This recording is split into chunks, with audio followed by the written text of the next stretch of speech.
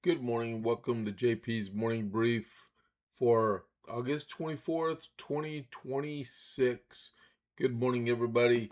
Welcome, welcome, welcome. I hope you all had a very good weekend. We had a good one. We actually went to in Texas we have the Texas Federation of Republican Women, and our local chapter is Cordell County Republican Women. I've been advertising their event, the Boots and Bling, for weeks now, right? And it happened this Saturday. It was tremendous. The food was good, the entertainment was good, the speaker was great. It was really, really, really good. Until the point where I posted some pictures on Facebook, and that's when the trolls, the evil, dynamic trolls that crush everything good that you attempt to do in life, they came out. But I learned how to block them on a group, and so I took care of that. But and my wife said, James, don't comment on that. Leave it alone on Facebook. Just leave it. And to I listened to her, and I did not even know I really, really, really, really wanted bad to just lay in on them because I could easily. And one of them said that the rights of women and people of color are being taken away. And don't get me started on the SAVE Act. I wanted to go in there full force, and she said it's a trap. So I left it alone. Left it alone. Sometimes you just got to listen to your spouse. Well, a lot of times, but man, I wanted so bad. But hey, welcome this morning. Let's get going on this stuff. That's a little bit of a monologue. We got a lot of news, not much time, and then we got the JPA report coming in an hour and a half from now, right? Okay, so um, welcome to the channel. If you're not already not a subscriber, you can subscribe if you want. That'd be great. Or leave me a tip. That'd be awesome. But the if you want to follow the podcast, you click on that little bell that's right beside where it says the JPA report, and you toggle down to where it says follow and click the word follow. That's all you got to do. It doesn't cost you no money, just a few seconds of time, right? Um, and then right beside it, you'll see a thumbs up like this. If you press it, it'll turn green. It gives me a like for the podcast also. And you can live chat in there too. If you wasn't watching last week, we had a troll jump in during the JPA report, and we just flooded the whole thing with American flags. Now I figured out how to do moderators. I mean, I've been doing Rumble for a while, but you don't learn the ins and outs all the time. You got to figure it out.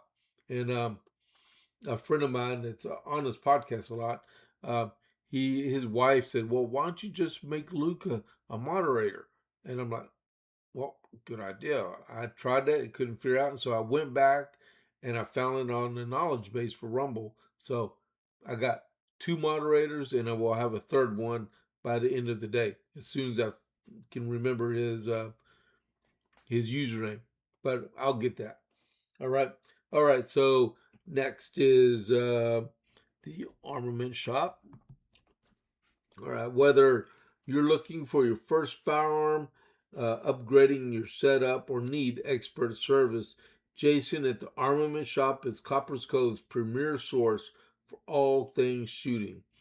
Browse our wide selection of pistols, rifles, and shotguns, backed by top tier gunsmithing for repairs, along with reloading supplies and professional cleaning to keep your firearm in peak condition.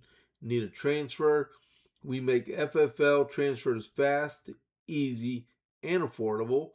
Need your CHL? Jason can handle those classes, both online and in person. He has over 3 decades of experience. Visit the Armament Shop today at 115A West Avenue D in Coppers Cove, or call or text at 254-560-2023 or visit www.armamentshop.com. That's www.armamentshop.com. The Armament Shop. Your safety, our priority. All right. So let me get set up here. All right, I'm ready. Oh yeah, by the way, Jason donated a rifle for the Boots and Bling the other night. It went a lot, more than I think that they were expecting. So that's really good. He's a great guy, and they purchased a table for the event last Saturday night also. Jason, you're a great man. I know you listen to this, and thanks for taking care of Lynette for all of us, okay? Because y'all are a great couple. All right, so the Iran update. So the Secretary of Treasurer says economic sanctions are going to be an Iranian endgame. They are going to display for the world to see the sanctions at 2 p.m. today. That what sanctions are going to be involved against Iran. And on a counterpunch, the Iranian Secretary Chief says not a drop of oil will leave the Strait of Hormuz if these sanctions are put in place. I mean, just on a side note, who's in charge? The Iranian president, the secretary, the security chief, the RGC, the supreme leader. Any given day, flip a coin, take a number, draw the short stick. I don't know. I mean, put a big magnet on you so you can see if you can attract a bullet. A bomb. I mean, these people got to figure out who's in charge of their country, and we have the same problem in our country because we have Democrats that they think they're in charge. We have the president's in charge. Then we even have Republicans that say we're in charge. You have and I'm going to talk about this in just a minute about the primary. I'll hold off on that one, okay? So the rest of the oil's falling in price due to sanctions going to be put in place. Syria and Israel both hold mediation talks about their future as countries side by side. CENTCOM states 70 vessels have been redirected, 3 have been disabled, and 2 have been boarded. Iran is saying the sanctions won't work. Israel threatened Gaza with more strikes due to kite launches. And what they do is with kites, they put bombs on these kites and then let them lift from Gaza, and they float over the Israeli border, and then they fall and blow up. And then the Strait of Hormuz, the traffic is spiked due to U.S. Navy escorts. I think it was last night I read that the rate of traffic is up over 400% since the current fighting stopped, and a lot of it is these ship captains are turning off their transponders so nobody sees them, and they go straight through the strait. All right. And then one other thing, if you didn't know,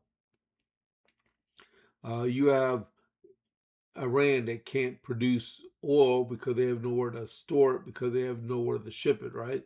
And they've been capping their wells so they don't have economic disaster everywhere. Well, the only problem is when you turn off a well, when you cap a well, there's a relationship between the surface, the pipe, and the reservoir from where all the oil flows and stuff, right? It's like a communication pathway. So when the wells cease production, you can't just drill another hole down there and say, "Oh, we're going to start drilling." It's a whole process. What I was reading yesterday, it can take upwards to 6 months to a year to get a reservoir pumping again once it stopped producing. So Iran may be in more of a world of hurt than what Iran thinks it is. All right. So that being said, the Dow Jones on Friday closed up 517.80 points. The Dow Jones closed at 53,277.01. West Texas Intermediate is at $85.61 a barrel. And Brent crude oil is at $93.36 a barrel. Hold on, I'm typing something real quick. All right, so because we're at 6:41, gotta make sure I'm prepped. Hold on just a second here. Well, look at all those chatters. I wish they were over here on my side. That'd be cool. I do mainly news. That's probably why. Alrighty. All right. So announcements. So let's see. This Thursday, and I need to transfer over to it. Okay. This Thursday, there's Pints and Politics in Gatesville at 6 p.m. at Rancher Steakhouse in man, I'm losing track of thought. Okay, it's in Gatesville, Rancher Steakhouse in Gatesville. It is at 6 p.m. on the corner of 84 and 36. Ranchers is right over by there. And then Chip Howell is the moderator for that. My next announcement is the Coryell County Republican Party. We have a Patriot Range Day on the 29th of August at 10 a.m. to 5 p.m. at the Holly Gun Range, which is off Bald Knob Road, just south of Gatesville.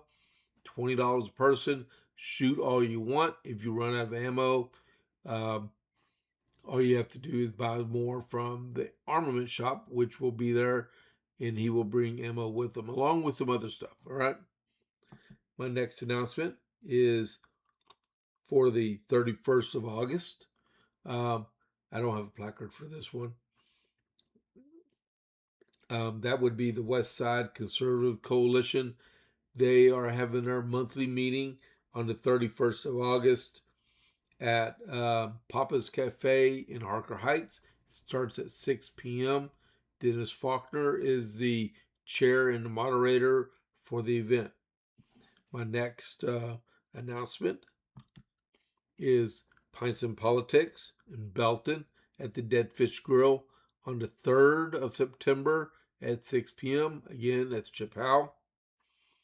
My next one is for the 8th of September for the Coppers Cove Conservative Club at Giovanni's at 6 p.m. Be there.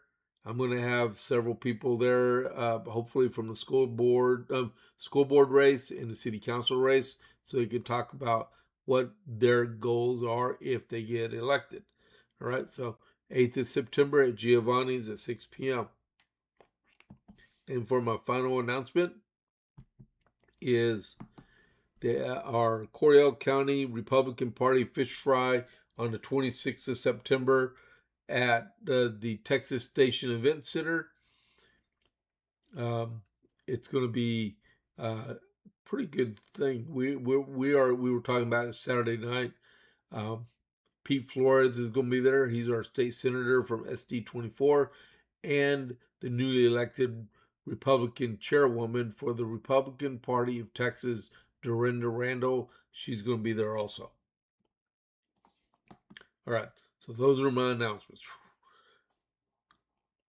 When you go a whole weekend without doing stuff, you tend to lose it sometimes. But I'm back. All right. Tomorrow's election day in South Carolina. It's the Republican special primary for the U.S. Senate. It's to replace Lindsey Graham on the ballot. So, if you remember, Democrats, they select their nominees. And Republicans, we elect our nominees. So remember, would you rather be selected or elected? So they're electing theirs in South Carolina. It's going to be between two people, Darlene Graham or Ralph Northam. All right. This is Darlene Graham's very first political campaign. I really hope she gets elected. Ralph Norman yesterday was complaining that Darlene Graham didn't have a full grasp of foreign policy to be elected as U.S. Senator.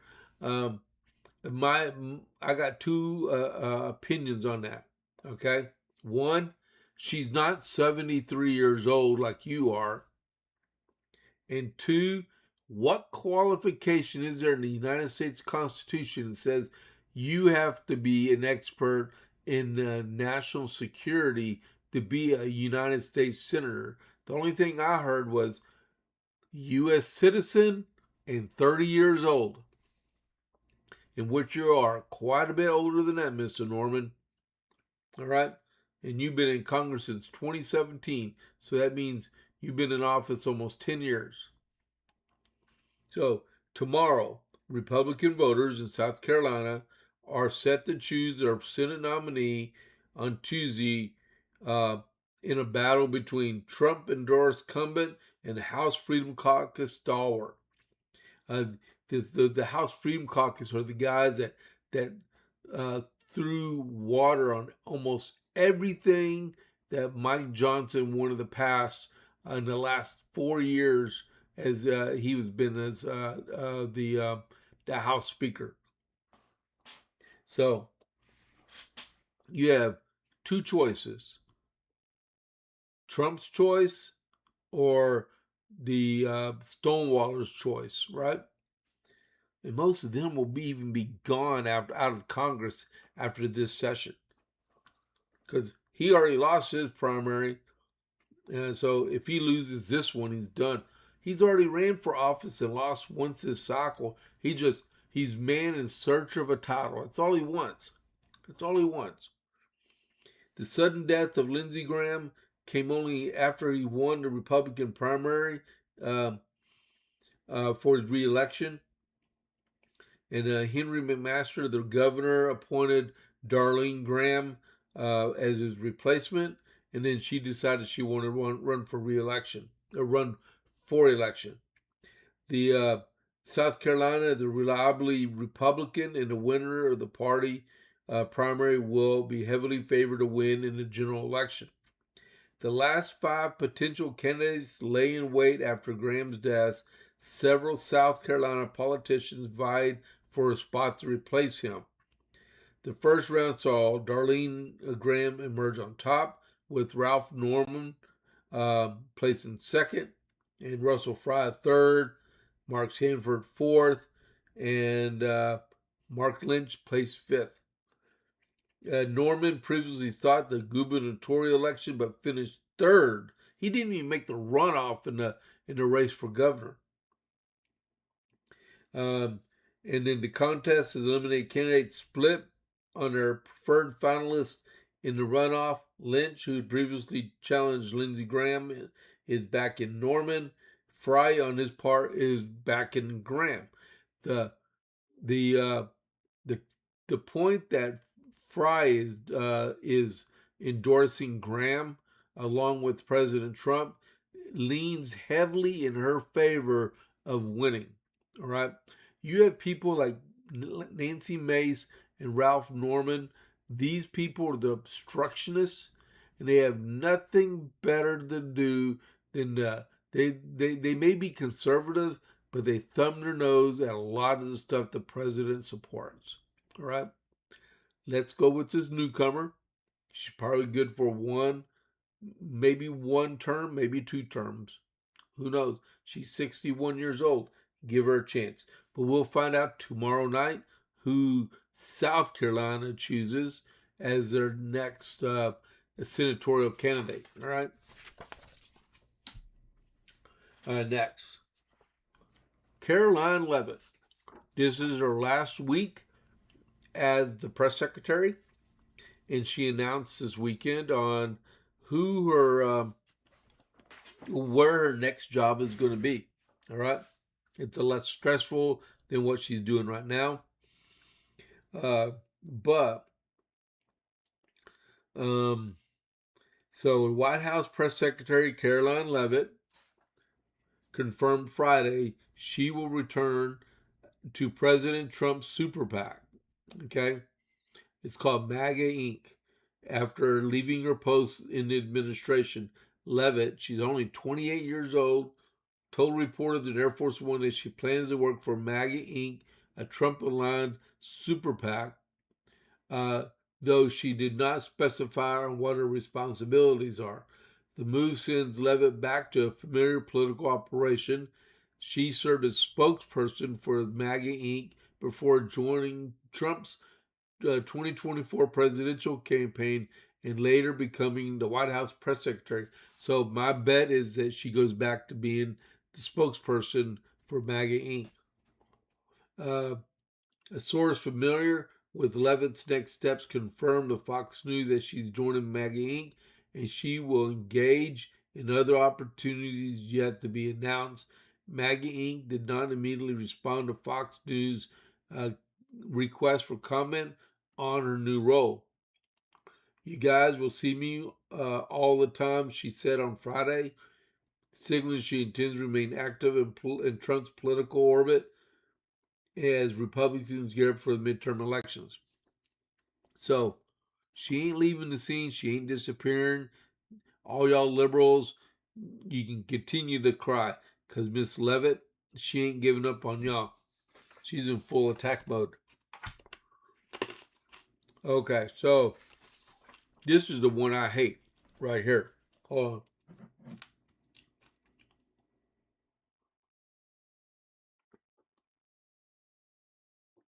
on. Hassan Piker.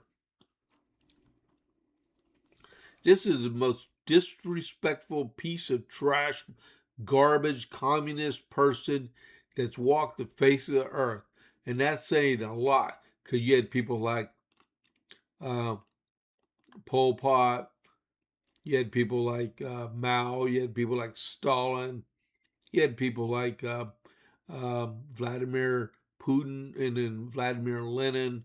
But far left streamer Hassan Piker was seen and heard singing the meme song "We Are Charlie Kirk" at his Fear and live tour over the weekend, drawing a strong political action. Okay, so if you don't know what "We Are Charlie Kirk" is, it's these stupid liberals out there that hate everything that Turning Point USA stands for. After Charlie Kirk was killed, they made this song about him, and it's so disrespectful to him. And he played it this weekend again, and people were cheering behind him as he was singing it. Okay, so the rest of this article, leading a cheering crowd, Piker saying, "We are Charlie Kirk. We carry the flame. We will fight for the gospel. We'll honor his name." While his co-host could be seen laughing on stage. At one point, Piker could appear to be heard saying it was one of the most surreal moments of his life. You know, mocking someone who was killed. Yeah, piece of trash. Piker, in addition to streaming on Twitch, co-hosts the weekly comedy and pop culture podcast Fear and, along with three others. Their live show is a West Coast swing that began Friday in San Francisco, where the video appeared to be shot according to a photo Piker shared online with him and the co-host. The song, thought to be AI generated, was released September 18th 2025, shortly after Kirk's assassination in Utah. It is in the style of a Christian power ballad with lyrics like, "You spoke the truth when the cost was high. He lived for Jesus, unafraid to die." So they changed the words and made it disrespectful. It is frequently used online in memes to mock Kirk and conservatives. Piker, who has become a political lightning rod for his controversial rhetoric and his hard left views, quickly went viral with the song that appeared to be mocking Kirk, who is revered by many as a political right for his founding of the Turning Point USA and work in political Republican politics. Uh, Andrew Colvat said Hassan Piker is engaging in pure, unadulterated evil. Whoever gloats over disaster will not go unpunished. Proverbs 17:5. All right, Piker, go back to Turkey. You don't want to be an American because you don't want to support our way of life and believe in our Constitution. Just go back to Turkey. Just go. Surrender your passport at the airport and leave. And don't come back.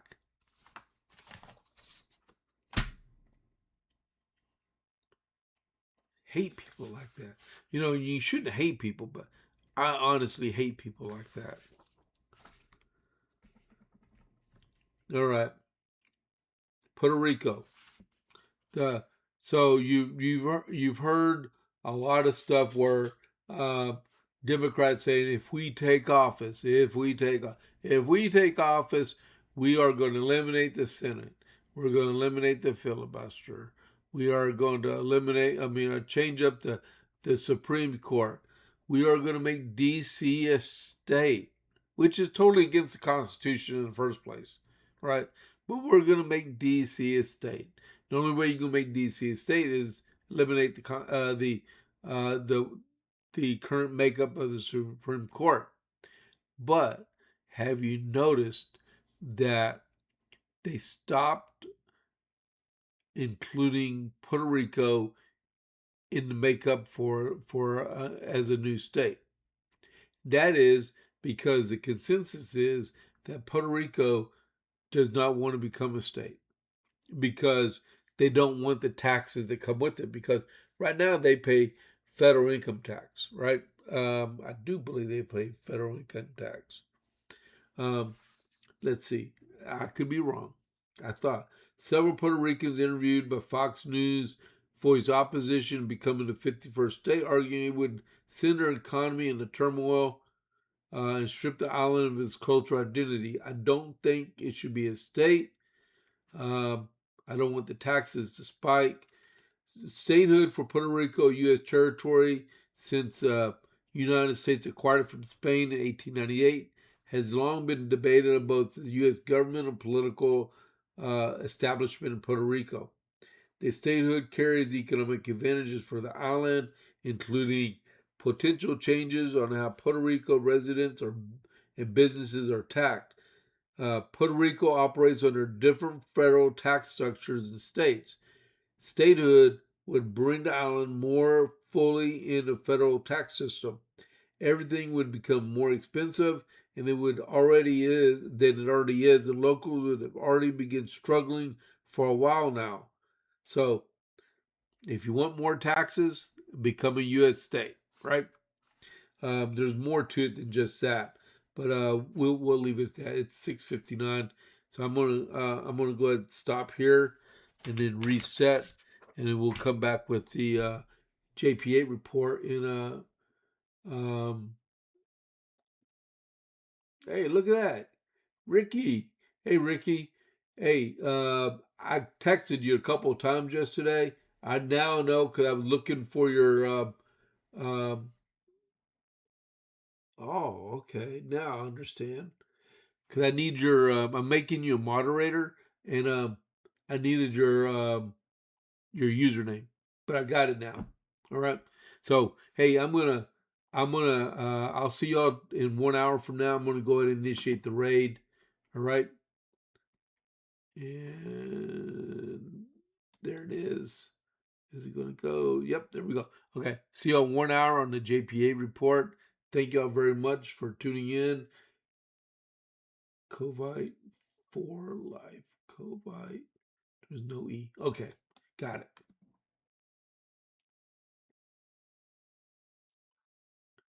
There we go. All right. Check y'all later. I'm out.